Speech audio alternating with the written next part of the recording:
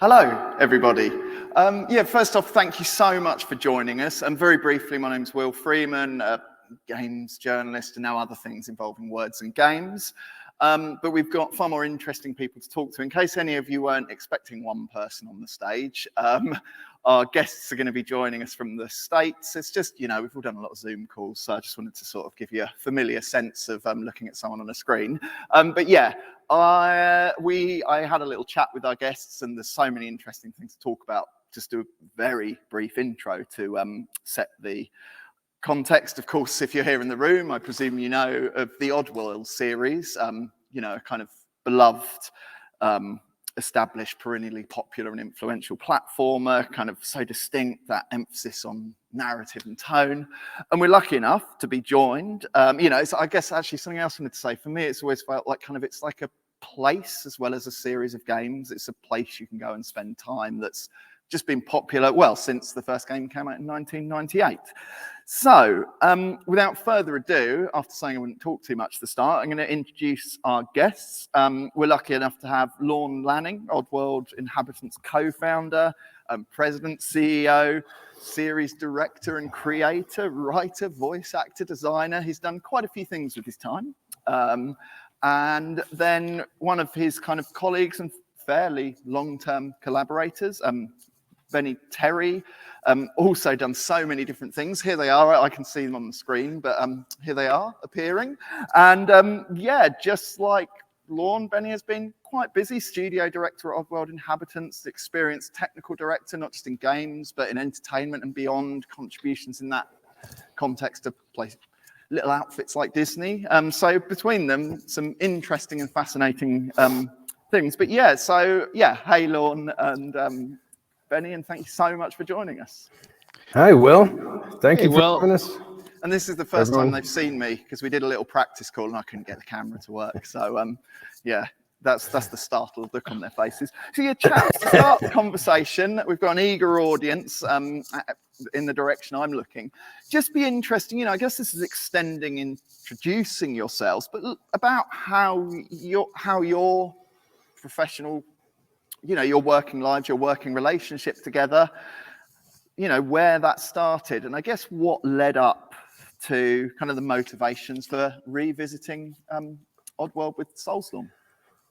I can start on that real quick, Will. And thanks for having us, and thank you everyone for showing up.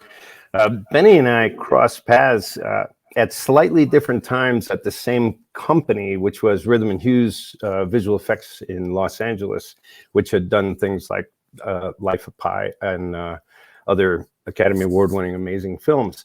And so we had both had a precursor of 3D visual effects and 3D computer graphics at Rhythm and Hues.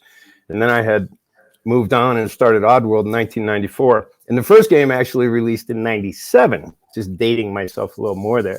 Oh, yeah, I might be going with UK releases by mistake. That's all good. And from there, we both had a similar experience with what went into computer graphics on the very high end.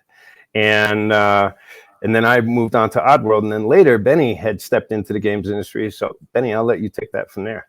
Yeah, and so first I want to say thank you, Will, and it's an honor to be here. And I almost want to say it's a dream of mine. When I was starting out in the business, very early on, I had an opportunity to work at Rhythm and Hues, and I kept hearing these stories about these pioneers, right, that had gone off from Rhythm and Hues to start this game company. And at that time, that was kind of unheard of. Like, everyone in the industry was kind of pushing towards film, CG, right, trying to, win awards on the silver screen. And then, I had Lorne Lanning and Sherry McKenna, right, kind of take a pivot and go a different direction. And I was so curious of why. And when I got to R&H, the big motivation for me was I wanted to meet him and kind of have that conversation. And I never got that conversation, right? So it was, it always kind of haunted me. And I said, if I ever had an opportunity one day in my career, I'd love to work with them, not just to build products, but to learn and to understand the thinking, the mindset, right? What was different about them that had most of the industry sticking to a particular rail and going in one direction, right? And then these two, for me, kind of legendary pioneers saying, no, we're going to take stage right, and then and see where that takes us. And so that kind of started the journey for me. And I was fortunate years later to be TDing and art directing on a project for Marvel, and Lorne, Lanning, and Sherry McKenna walk in as consultants on the project, and it kind of just all snowballed from there. And ever since that point, we've been working together, for the years that followed. Fantastic. And it'd be so how you guys came from, building up that working relationship to kind of, I guess, in a fairly distinct way, revisiting Abe's Exodus after having done New and Tasty. Like, what were the motivations for returning to Oddworld in this context?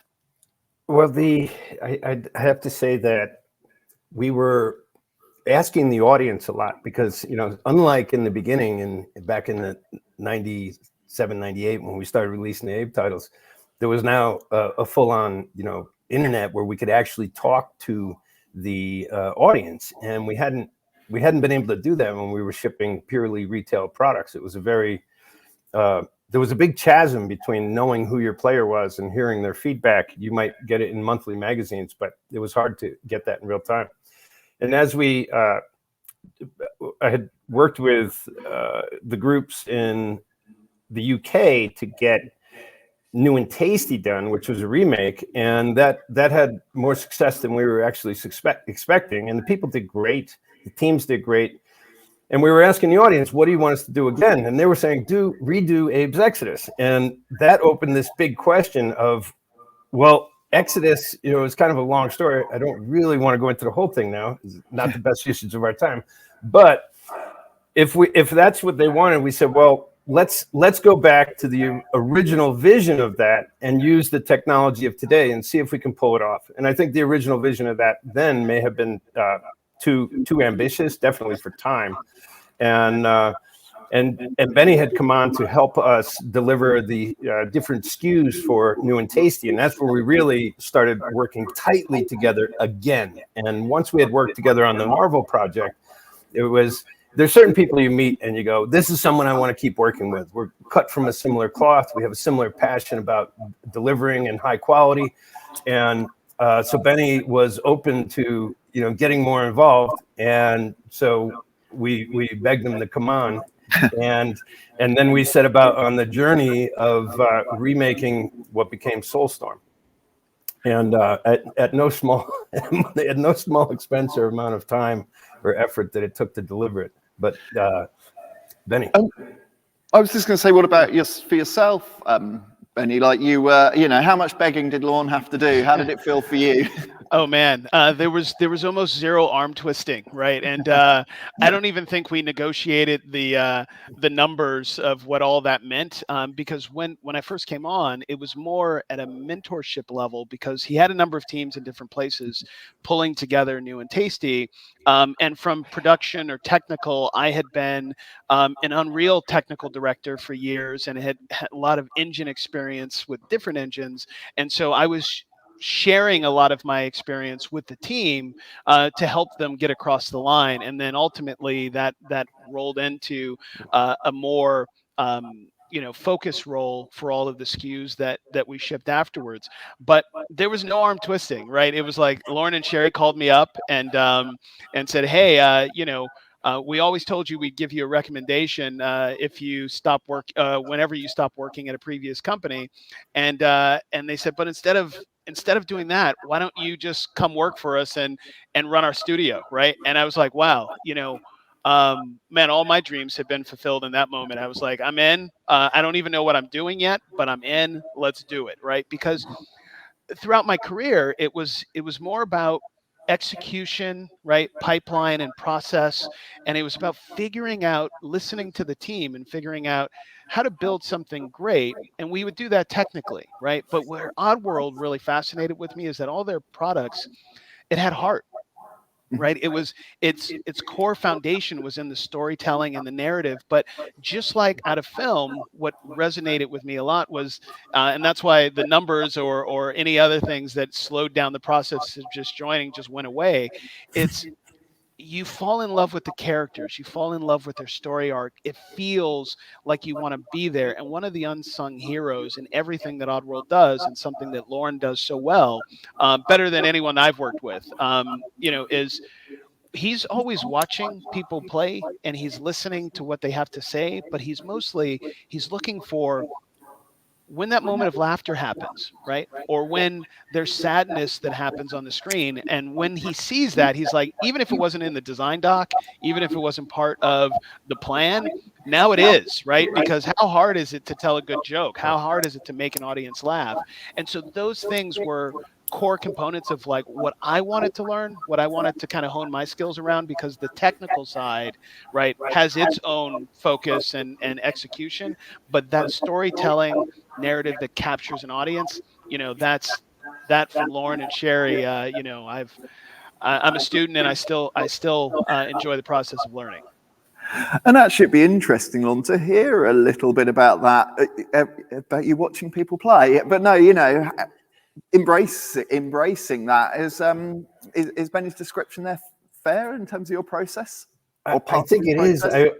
I think so, and I always wish that we had always more time to do that, right? Because ultimately the product is for the audience, and so you try to learn as much as you can. It gets challenging with pressures and time and schedule and budgets and agreements to other platforms that you may have to deliver, and all those things are constantly in a sort of tug of war. But I feel like it's like Bennie said with a joke, like there is no formula to really successfully write a joke because we don't know what the audience heard yesterday or in the morning, right? So it's kind of this ever-evolving creative process. And the only way you're going to validate or, just as importantly, invalidate your own assumptions is to test it against the audience. And every time we ship a product, I always feel like there's some pretty significant elements of that we missed. And that's always been the case. And we're always trying to find a way to get more feedback along the way. But as you're building product, that's really difficult too, because it's usually broken along the way, right? So it's hard so you do your best and you try to forecast as well as you can, and you make your own assumptions, but hopefully you have some validating points or invalidating points along the way, and then you can pivot quickly. Fascinating, right? And it would be great now to talk about 2.9D, but just for the audience in the room, obviously, I'm sure you guys know platformers, but just in case anybody hasn't come across 2.5D, if a traditional 2D platformer is kind of pancake flat representation of a singular plane for a significant amount of time now, 2.5D describes games played generally on a 2D plane represented in 3D graphics. I'll let Lorne or Bennie correct me on that if they want to, but Soulstorm is 2.9D. Now, I'm sure a cynical person says, that's another marketing term, it's the same as 2.5D. So I'd just love to hear from you guys, first of all, just to hear what 2.9D means to you, and if it means something more than just an interesting way of describing the game. I'll start that, Bennie. Yeah, please. So one of the things that people really were asking and liked about the classic games was that it was taking place on a more traditional side-scrolling format, and or I'd say platform side-scrolling format. And the challenge with that, and this is what we were trying to conquer in the original Abe's Odyssey, was how do we get more depth in the world so that the art and the beauty alone can create the sort of what I would call the Z pull into the world. And I see something in the distance, like in Abe's Odyssey, it was Paramonia or Scrabania, and I'd see a temple off in the distance, but I could only get there, moving to the right, right, or moving down. And so it was a trickery to achieve that, but because characters were always, once they were on the screen, they were maintaining the same scale. And the challenge that we wanted to conquer was getting more of a cinematic feel walk through the world where the character could be at a wide range of different scales on the screen and located in specific places on the screen, the way you would shoot a movie as a cameraman, as a cinematographer. You'd say, okay, right now the distance is more important. What he's coming upon is more important, and that threat is big, and our character's vulnerability is very small. So we want the camera and the composition to reflect that, and we really wanted to be able to have tight controls of that. However, that meant going in 3D. But the audience was like, we want to keep the 2.5D gameplay. And so that was a challenge. So we had to build everything on a system of rail-like capabilities of movement, so we could watch the world in 3D. And then when we got into more classic gameplay, we could just balance it out so that you were able to use the controls in a way that you would have in the classic format, except you're moving through in a more cinematographic way that made the world, gave the world more of an impression. And we wanted to use the resolution of the new hardware capabilities, not just in the res of the characters themselves, but to be able to get the character to be smaller at times in the world that you're controlling in real time. And that goes to the vulnerability that we wanted to feel with Abe against a very threatening environment. On that, I'll pass it over to you, Benny. Yeah, and so thank you for that. And I'll say, as a previous TD, when Lorne pitched the idea of 2.9D to me, it was kind of terrifying, right? It breaks some of the cardinal rules that most of us know. Games is around building smoke and mirrors, right? You only render a small portion of whatever the experience is, and everything that's outside of that, you try not to render it because the hardware is only so fast, right? You're not going to be able to install a new CPU and make it go faster or more memory, those kind of things.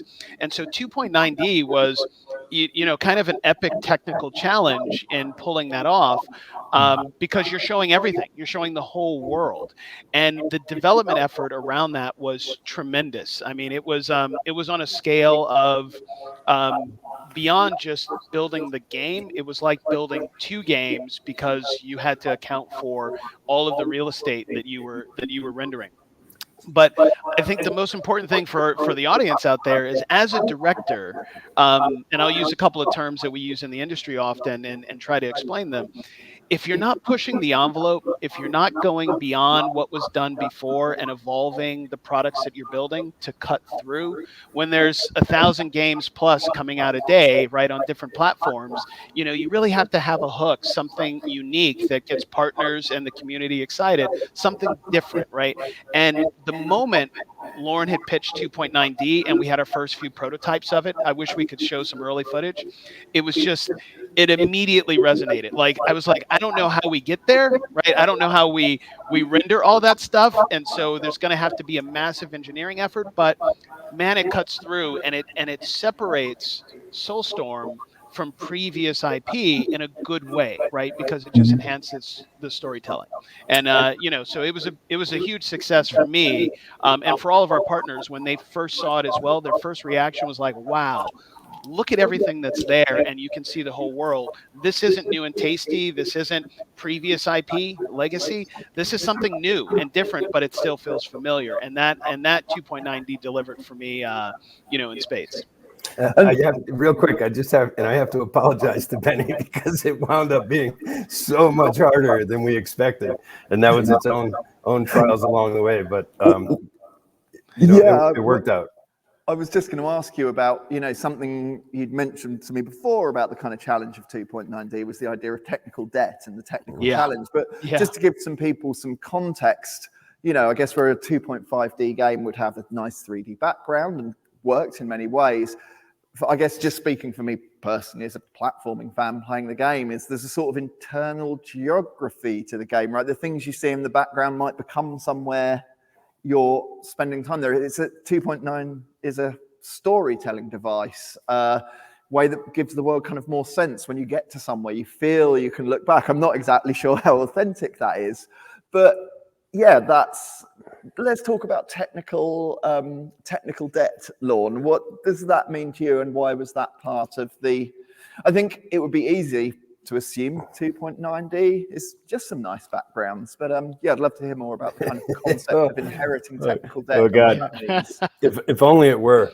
It would have been so much easier if it was more, free roving like Stranger's Wrath or Munch's Odyssey. It just would have been so much harder. But in trying to retain the play pattern of, like, let's say New and Tasty, where you're not aiming in 3D, you're aiming in 2D if you want to throw something or something like that. The assumptions are that, well, we can take this and we can just take our code set and you're always going into the next game on the same IP, almost always. Most of us are. We're trying to pull as much that we can amortize from previous games, and a lot had worked well in New and Tasty, and we were building on the same code set and we were building on the same engine platform. But we didn't have the deepest insights into exactly what the code was doing, and that's something. I'm not an engineer, highly technical, but not a programmer. Bennie's in the same camp, more technical, but not a programmer. And we hit like everything that kind of could have gone wrong that you would discover along the way did. And we found out all of these pieces that we assumed would continue to work no longer did.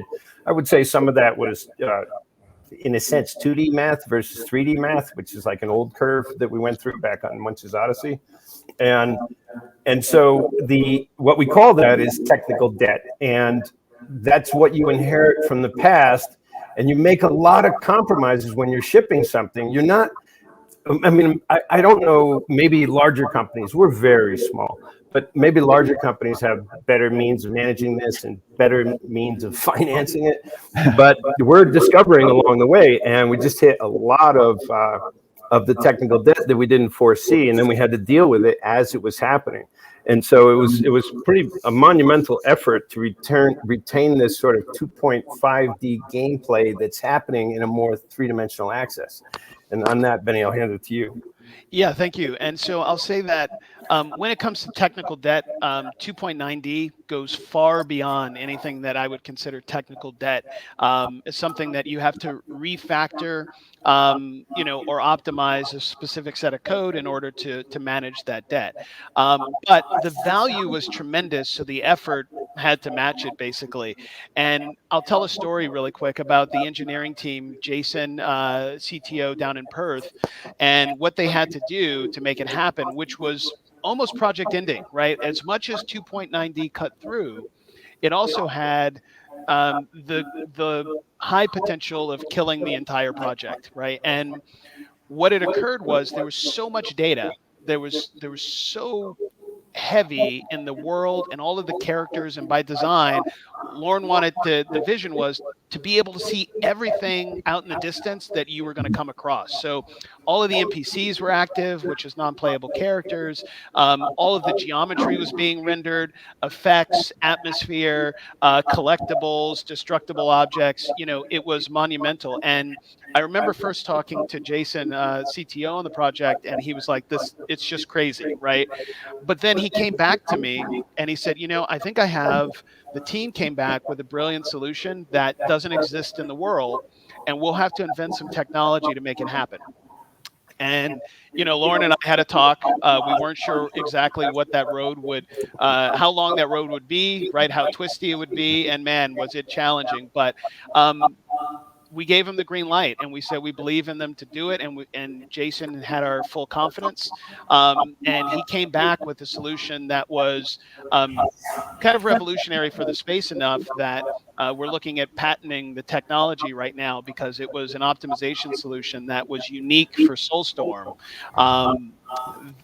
that we think has legs in other ways, right? But just to share a quick story on that, when we were running the new code to optimize the world, very quickly we realized that there were no graphic cards that could compute all the data in the world except for one that existed, and we couldn't find that one on the continent of Australia, right? And it was like, if we couldn't find that card, the whole project would end and it would be done, and we would have to, just lick our wounds later and call it a day.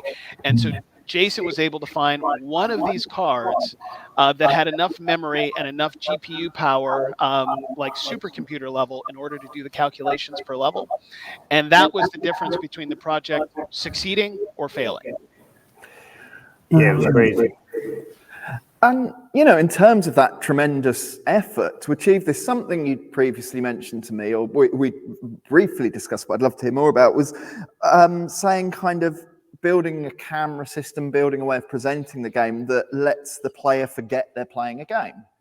Now, of course, in very narrative 3D adventure games, but in a platformer, I think of that as a real purebred gaming genre. So what does helping the player forget they're playing a game mean? And, what's the connection to kind of realizing that through your camera technology and presentation?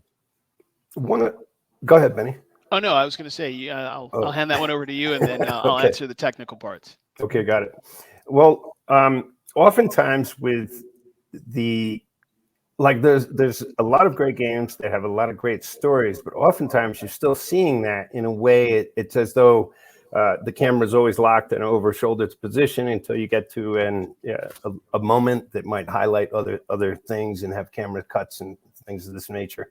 But we don't experience other media that way. Its composition is huge, and when the character is always a certain size on the screen and the camera's always either POV or over the shoulder, let's use those two cases in 3D. And when that's happening, let's say when you're running in the wrong direction, aside from your compass heading or your map, the camera is now facing towards the past versus kind of trying to lead you into the future. And there was what was it called? Cine Machine, Benny? Yeah, that's right. Yeah, Cine Machine was a tool that a team had built and sold that into Unity, and we started building on that, and it had a lot of capabilities, but very specific ones we were looking for. So we wanted very specifically that if we wanted you to see what was coming, we wanted that camera to be able to back out. We wanted you to be able to have total control. We wanted you to know that was forward and this is behind you. We wanted to constrain the cameras based on which direction you were going, so that you're kind of constantly reminded of that's the goal, is you're trying to constantly remind the player which way is your future, which way is the destiny, versus when you're losing ground going back. And at the same time, we wanted to explore. So it was very challenging to figure out, how do we get that to work so that the game designers, who are not typically trained cinematographers, right? And trained cinematographers, that's a whole career. So how do we make the tools simple enough so that a game designer can lay things in very quickly, and we can control like the distance of blends between different moments, whether you're going this way or that, even though you're on the same track. These things became very intensive in effort, but I think when they work, they just appear more seamless overall. Like sometimes you may not really notice, and this gets to your point of being in the story. Like always, the Abe games were always a vulnerable character against a very dangerous world. And we really wanted to accentuate that this time, with the world getting bigger and the character having the ability to get smaller, and relying on that high resolution of 1080p plus or 2K to allow the pixels to hold up. We couldn't do that back in the NTSC days, because you wouldn't see the character at all, or you just see a blob on the screen. And that's where we say, where hopefully you're getting engaged in the journey enough that you're not necessarily feeling like that instant game as much as you're feeling the story unfold. And we thought it was critical to have the camera be able to deal with that. And so, Benny, I'll let you elaborate. Yeah, and so, as a director, right, we're telling a story through the lens, but the camera itself isn't the story that we want to always tell. And so part of the pillars of kind of where Lorne was going is that the camera needed to disappear in the experience, but be an integral storyteller as part of that experience. And so Cinemachine, which, Adam over at Unity, we had been talking and worked together, before, and just discussing the product. He was pitching this idea of an AI camera, right? And the AI camera solution I thought was brilliant. And it was an idea that I was like, this could have applications for Soulstorm.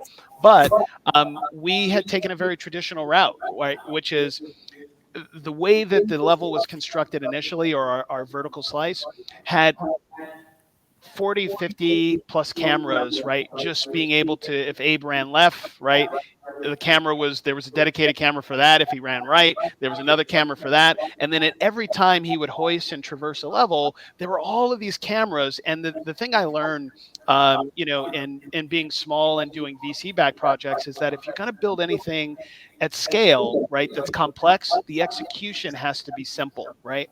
And so what we wanted to do was get away from trying to art direct 50 cameras, right, where you could see every transition of what would happen, and just use one camera that was intelligent, right, that would function as 50 as a force multiplier.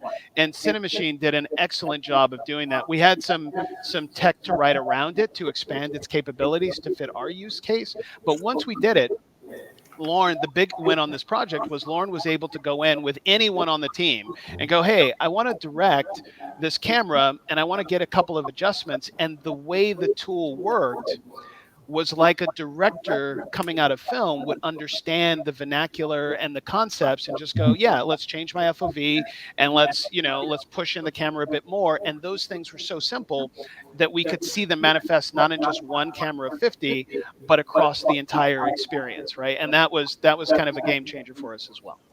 Fascinating, right? And you're reminding me, or both of you are reminding me of something when I played Soulstorm. You know, I love a kind of, I guess, a purebred arcadey reactions-based platformer. You know, I guess Mario and I don't know. I'd always recommend The Adventure of Little Ralph to anybody who still imports games for things like PlayStations. But you've got those which tend to tell their stories through single lines about princesses and castles and similar, and then you've got kind of what I think of as like adventure and narrative platforms, and Anotherworld, Hearts of Darkness, games by people other than Eric Chahi. What's amazing about Soulstorm, or what it felt amazing to me, it hooked my arcade gaming instincts of the challenge and trying to perfect it and repeating it to get the most, and yet it had that narrative kind of atmospheric platformer thing. How deliberate was the effort to, am I making a fair appraisal of your game? And how deliberate was the effort to kind of combine those things? Because ultimately, yeah, it's amazing. It seems to tell the story,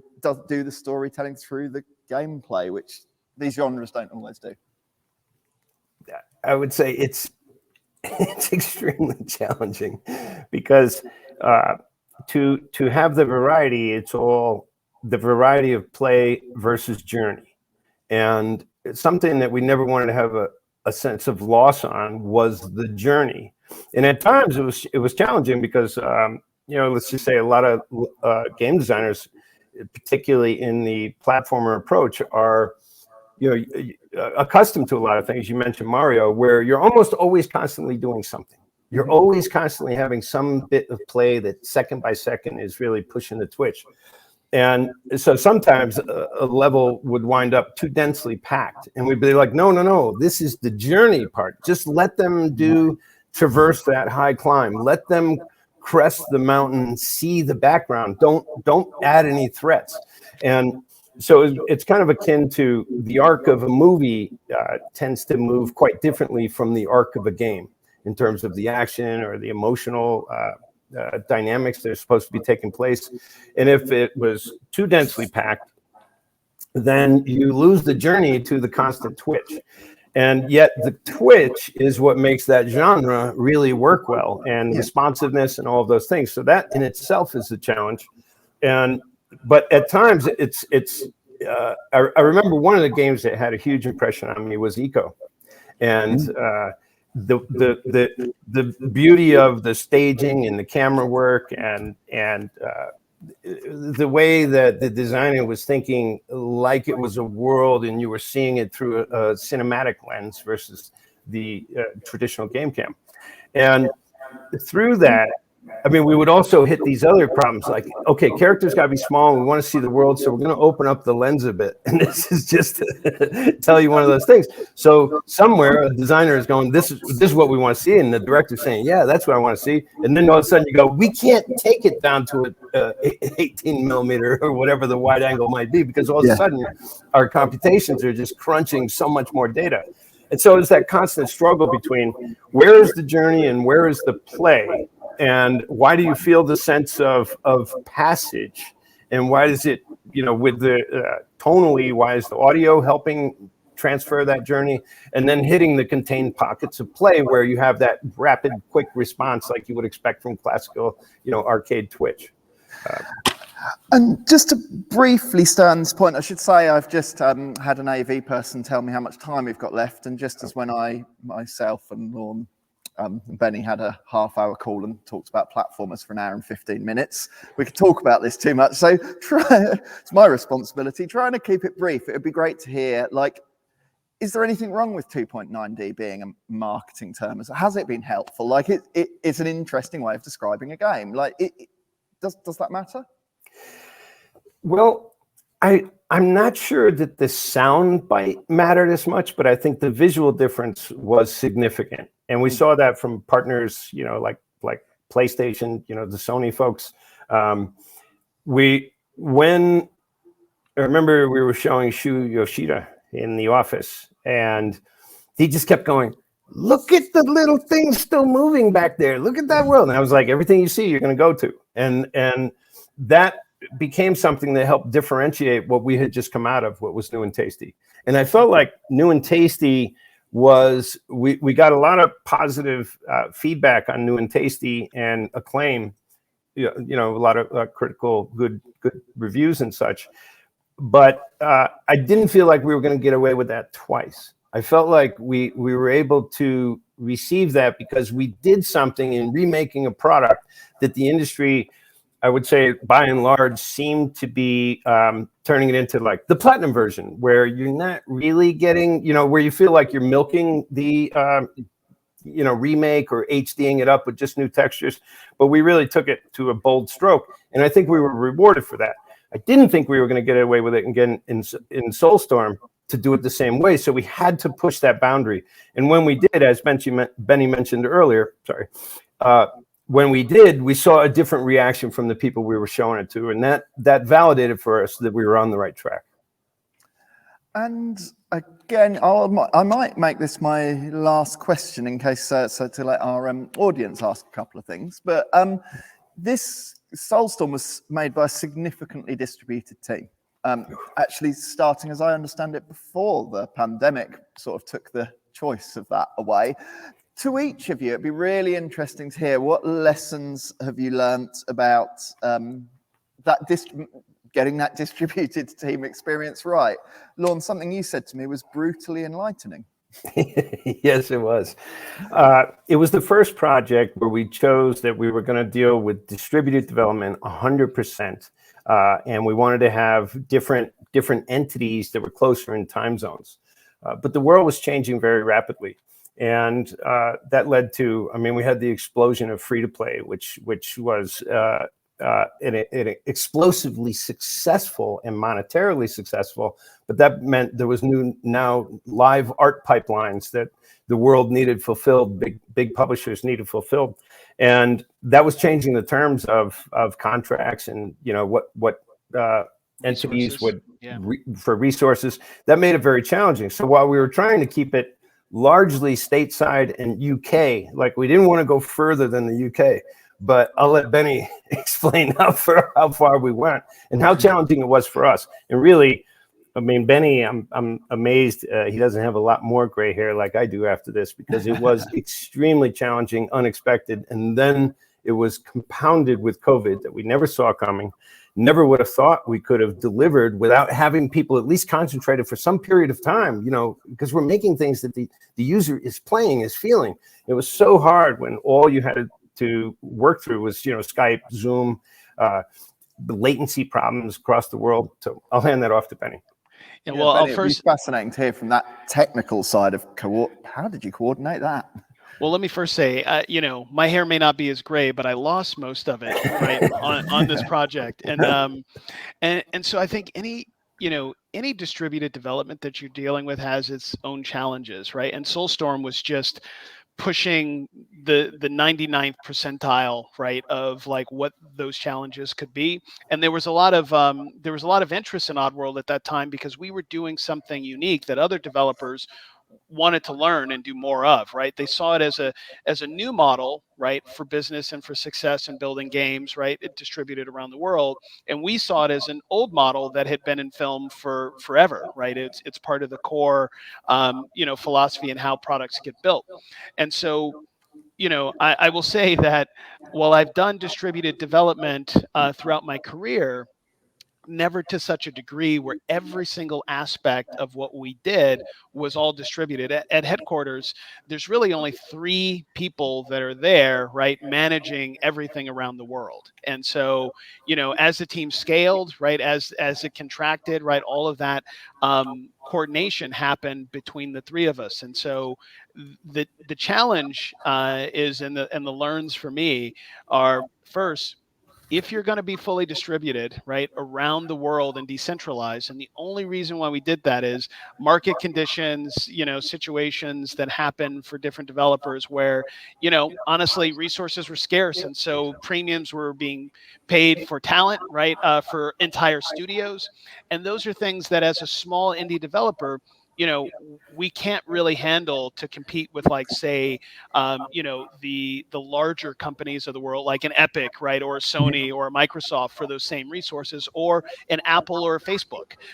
So we just had to be clever, right, and do our best. And so I spent a lot of time, as well as Lorne did, traveling the world to these different places to try and invest and share our knowledge, right, and to be part of the team as much as we could, but at the same time following the sun every day, right, which is from sun up to sundown, right.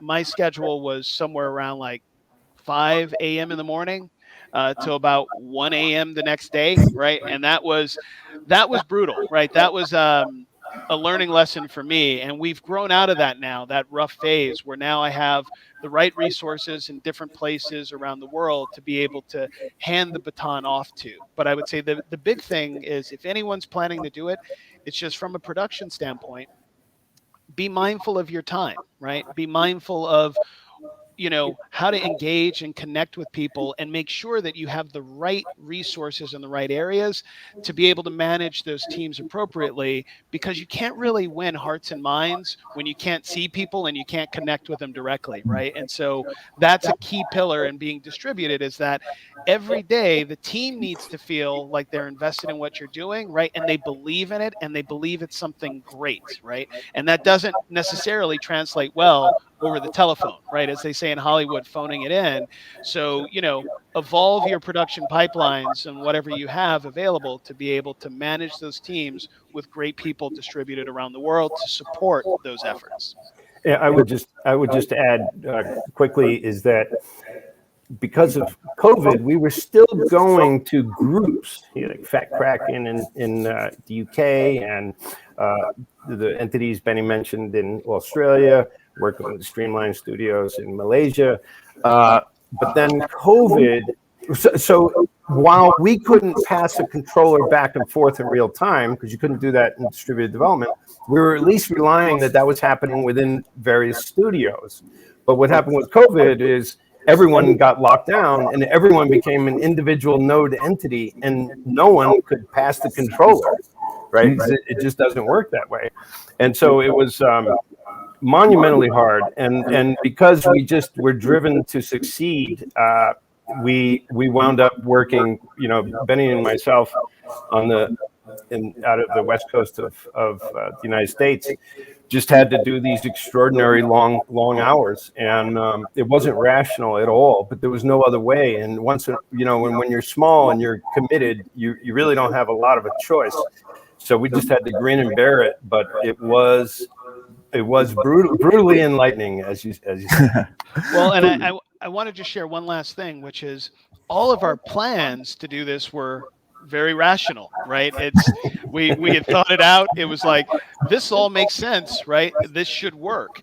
And immediately, and this is where I think being small, being nimble has a huge advantage for us, is that every plan we put in place basically didn't work, right? And we had to adjust and modify on the fly, right? So it was that willingness to be flexible and humble enough to know, you know, even though you think you know what you should know, you don't really know, you know, what the challenges may or may not be. But on a daily basis, it's like, is this working, right?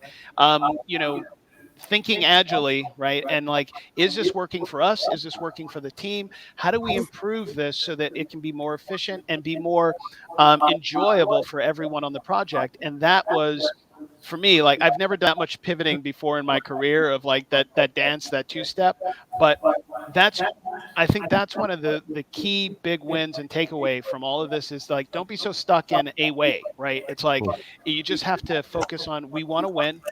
We want to deliver. We're not going to fail. And whatever that takes, let that lead the direction of what the plans may be or may have to change to. Right.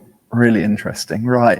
And yeah, we have slightly run over time by a couple of minutes. I'm not sure if the AV team want to kind of, yeah, they're not going to wrestle me off the stage and escort me out.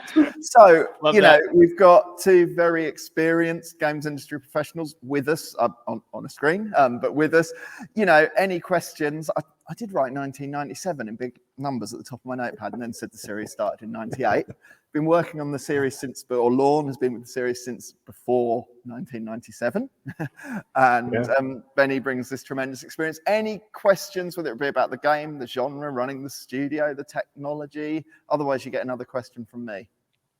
Go on, somebody pop out. Brilliant. If you could just wait for the microphone to bring you, but yeah, the person with their hand up to describe the person. There you go. Yeah, thank you very much for a great talk. You are a name in the 2D game industry since a while, but what are the differences you think to releasing a 2D game versus a 3D game today to the larger market? 2.9, sorry. You know, I think you know, we've touched on some of them and the reasons why. A lot of it goes to the journey, the story, the cinematographic element. But I think also with the rise of mobile gaming, it brought back to 2D, 2.5D. This is something that, you know, hardware platforms did not want to back titles that weren't taking advantage of new 3D chips. You know, this goes back to PS2, Xbox release. You know, there was a trend was, okay, we got to go 3D because that's what the computing technology does. What I think was great about the rise of mobile and also out of social games where they were using Flash was that it brought back 2D as a valid game playing Twitch experience that people still love. They didn't have to push the chips to the latest degree of what was possible technically as much as what made a good game. So I think in some respects, it brought 2D back as a viable thing. And we saw a lot of, you know, we've seen the 8-bit games make this tremendous comeback and have great success because people got past the technological new advantages and got back to core gameplay. And so for us, we wanted to retain that core gameplay, but take advantage of the latest technology and push the world of the journey. Would that mean then, Lorne, you don't now, in terms of, I guess, audience appetite and publishers and so on, there's not too much difference between delivering a 2D and 3D? Obviously, technically there is, but it sounds like perhaps the reputation of 2D has grown to the point that it's not so distinct. I think the big publishers are still, I don't know that they're going to jump on your 2D game, you know. They're looking for that big AAA, you know, experience. I think a lot of that today means free roving and increasingly open world-ish. But for the indie community, it was a huge breath of fresh air because it didn't classify them. They could make games. Let's just say 2D is typically a lot less expensive than getting into the higher end 3D too. So it enabled a community of independents to function from lower budgets, find publishers like Devolver that were interested in really bringing, you know, and publishing with new models that would because the costs were lower, they could actually offer ownership of the IP to the developer, which previously was largely unheard of. And so a lot of advantages came out of that. But I think if you're looking for that, you know, $30 million budget, you're going to have a hard time getting someone to sign off on your 2D game. Right, great, thank you. Any more questions? No, now all the hands are going up. Thank you for breaking the ice with a brilliant question. Let's say this person down the front, and then we'll try and squeeze the other two in, maybe. Hi there. You gave the player a really good toolkit with the new game. Like, they had like a lot of things that really empowered them. It gave them, you know, a sense that they're like could tackle the enemies a lot better. But that seemed to be a big change from the previous brand pillars of like Abe being quite a fragile character who you need to take care of, as well as saving the other Mudokons. How difficult was it to make that decision and really change that that way that you're playing the game? It was very difficult, but we felt as though we had to evolve it, and we had to take some chances. And another thing that we had felt was that we had traditionally spent an extraordinary amount of time in making the environments beautiful and detailed and rich, but we would go through them with one puzzle. And so our replayability, I thought, was historically relatively low in that regard, because puzzles are, you know, the nature of a puzzle is kind of like a joke. Once I've heard it, I don't want to hear it again. And that push is, Bennie mentioned earlier, you have to take some chances, and you're trying to feel the audience along the way. You're trying to get feedback. You hope you haven't taken things too far, but you have to take some chances, because if you don't, you'll get dinged in the opposite direction, which is, you know, this is just the same old thing. So we took as many chances as we could. We tried to make the environments more explorable with more rewards for that exploration, and slow the player down a little bit, but still keep it engaging. And that was a lot of our drive on that. And I guess part of it is we were just afraid that we might be getting stale. Brilliant. Well, and yeah, lovely to have a question from someone who's clearly put some time into the Oddworld series there. I'm going to squeeze in one more and go for, oh goodness, that guy got his hand up first. Just so sorry, I owe you a question at the next conference. Hi there. I just wondered what your thoughts were on virtual reality at the other end of the dimensional scale as a tool for cinematography and storytelling. Bennie, you want to start that? I'll pick it up. Yeah, I think it's great. It's a great tool. When you're speaking to VR, I'm assuming you're meaning the experience in the VR headset, not necessarily with digital sets, right, where you're using augmented reality and other things to be able to shoot things all digitally. But games in VR have a unique presence, right? And that platform, like I see with PlayStation platform, Xbox, etc., Switch, it's like you want to tailor your storytelling to the platform, right? To be able to make sure that whatever you're trying to communicate, right, is clearly presented through that headset and through the technical limitations that are there. But I think VR is an excellent option, and we've been exploring VR in different ways for years now. It's just we're looking for the right opportunity to marry an Oddworld IP or a new IP into that space where it really breathes and lives well in the headset. And to compound on that a little, VR actually took off slower than I was expecting it to after looking at what we were witnessing in the beginning, Bennie, like when we would go down to Hollywood to the VR, Oculus shows that they would do and conferences. And I think so. A lot of us underestimated the friction points of entry, and that there was some cumbersomeness to having sophisticated systems you had to set up. I think that slowed the growth a bit, but it's getting increasingly the simpler that adaptation for the player is. I think Quest 2 is a really interesting format in that direction from Oculus, where it's becoming more self-contained in the unit itself rather than wires and time-consuming configurations and really powerful hardware. And so I think the viability is getting increasing, whereas I expected it to take off sooner, but it's certainly a challenge to develop it properly because you have to have such a high frame rate that the computing effort is extraordinary. And to achieve that, there's a certain loss in fidelity compared to what you can put on the screen just with your, PlayStation 5, Xbox One X. But where it's going, I think, is the most fascinating. I wish I had a trajectory on when I think that's completely valid, where we'll see that some of the biggest financial successes are coming out of VR. And I'm not sure how far away that is, but it's not going away. It's really exciting capabilities. And the more that the friction points for the audience are reduced, then the higher adaptability I feel we'll have. And can I say one more thing on that topic real fast? Yeah, we will have to be quick. Yeah, I keep really different quick. people wave fingers at me, but go for it.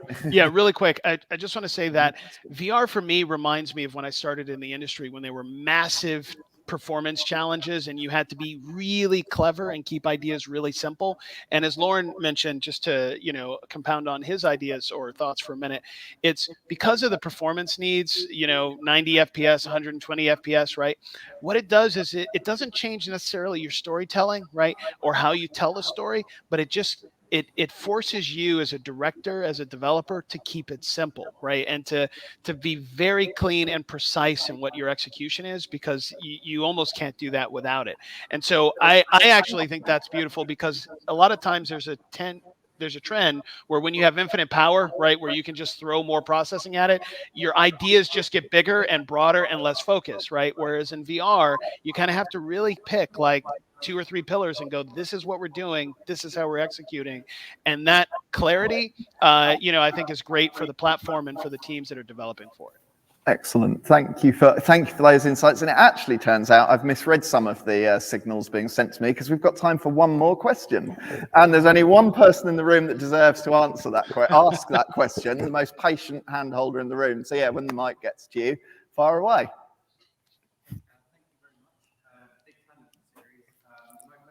We can't hear. Sorry. Oh, so you start again if that's okay. Thank you. Big fan of the series. Oh, sorry. Is it this part? Very difficult to hear, yeah. Hello. Yes. Oh, cool. There we Hi. go. Big fan of the series. So something that was really beautiful to me about the original games was how they were all told with this poetry, and how that mirrored the message of the games. And I was wondering how that has changed, and how that applies to the message of the new games, and how that's changed. I really was not the favorite person in the studio in the beginning when I wanted to do it as a poetic story. You know, some of the hardcore game designers and stuff were like, "Come on, man, poetry!" And but I was like, "No, it's more like a fable, more classic." But it's very challenging. And when everything sort of has to rhyme and be a bit of a song, then it's also constraining when you have to pivot, right? Like you're like, that no longer makes sense. We got to rewrite that. So it became very challenging. So it started to go away in Abe's Exodus, our second game. And Paul O'Connor and I had largely written the first game. And he was a really clever writer as well. So we got some good stuff out of that. But I wanted the series to at least start as a poetic sort of fable. But with complexity, it was becoming really challenging to A, tell a good story, and then B, try to tell that in rhyme with the added complexity of what was taking place. So we just started leaning away from it for, I would say, practical reasons. And I wish it was easier, that we could have found a way to tackle something with like the complexity of Soulstorm, with the precision that's required to have something be a poetic delivery. I hope that answers your question. Brilliant. Thank you. Well, great to end on a really wonderful question, and from a real fan of the series. So that was perfect. So yeah, Lorne and Bennie, thank you so much for giving up your time, your morning where you are. Thank you to everyone who came, especially to our question askers, and considering how much they've let us overrun and how patient they've been, the AV team putting this together. I've only just realised I could have made a 2.9D joke about me being 3D in the room and Lorne and Bennie joining us in 2D, but that ship sailed. So an applause, of course, to our keynote guests, but to all of us in the room. It's been an honor and a pleasure. Thank you so much, Will. Thank you so much, and thank you everyone for coming. Right. And we really appreciate it being here. We're grateful for it. Thank you. Thanks both. Thank you. Enjoy your mornings. Thank you, and we'll start our evenings here. All right. Okay. Enjoy. Bye-bye. Take care. Thank you.